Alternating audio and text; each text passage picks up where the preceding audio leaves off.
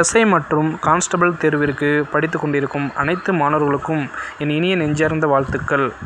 அதாவது கடந்த 1.5 ஆண்டுகளாக படித்து முயற்சித்து இப்பொழுது ஒரு பெரிய சுமை தலையில் விழுந்துள்ளது என்று எனக்கு புரிகிறது.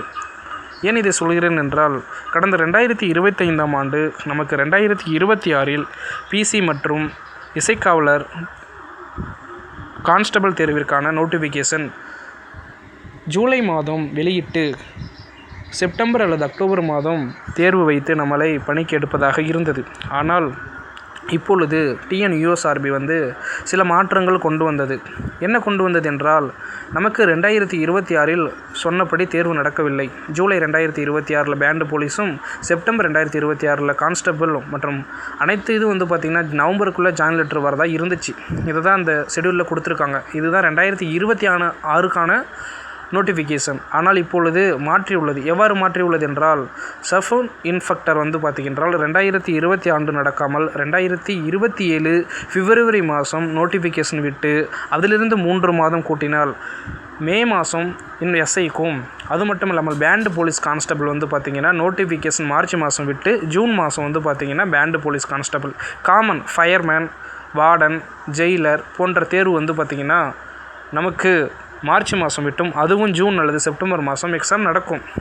ஸோ இதெல்லாம் வச்சு பார்க்கும்போது நமக்கு பார்த்திங்கன்னா ஒரு பெரிய சுமைதான். ஆனாலும் நீங்கள் படிப்பதை விட்டு விடாதீர்கள். அது மட்டும் இல்லாமல் தொடர்ந்து படிப்பதால் தான் நாம் வெற்றி பெற முடியும். இந்த 11 மாத காலத்தை நீங்கள் சிறப்பாக பயன்படுத்த வேண்டும் என்று கேட்டுக்கொள்கிறேன். பொது கான்ஸ்டபிள் அதாவது ஜூன் 27 அதாவது 2027 கால்ஃபர் பண்ணி நமக்கு செப்டம்பர் அக்டோபரில் தான் எக்ஸாம் நடக்க போகுது. கிட்டத்தட்ட இன்னும் நமக்கு 1 ஆண்டு காலம் இருக்கிறது. கடந்த முறையே 1.5 ஆண்டுகள், இப்பொழுது 1 ஆண்டுகள். நீங்கள் சிந்திக்க வேண்டும், கடந்த முறை ஏன் தோற்றோம்? புதிதாக படிக்க வருபவர்களை விட்டுவிடுங்கள். ஆனால் கடந்த 2-4 முறை படித்து கொண்டிருப்பீர்கள் அல்லவா, 2 முறை. அவர்கள் இன்னும் 11 மாதம் இருக்கிறது, பொறுமையாக படித்து கொள்ளலாம் என்று நினைக்காதீர்கள். அதற்காக தான் நாங்கள் 11 மாதத்திற்கும் 1 வருஷத்தில் உங்களால் 3 முறை ரிவிஷன் பண்ணணுங்கிறதுக்காக கொண்டுட்டு வந்திருக்கோம். நம்ம என்ன தான் கற்றுனாலும், என்ன தான் பெட்டிஷன் போட்டாலும் நமக்காக பார்த்திங்கன்னா டிஎன்யூஎஸ்ஆர்பி தேர்வை அவர்கள் சொல்லித் தருவது முன்பு வைக்காது. நீங்கள் தான் படிக்கிற நேரத்தில் படிக்கிறது மட்டும் பார்த்து கொண்டு, தயவு செய்து இன்னும் 1 வருடம் இருக்கிறது என்று நினைத்து கொண்டு படியுங்கள், நன்றாக படியுங்கள். இந்த முறை கண்டிப்பாக நீங்களும் வெற்றி பெற்று வரலாம்.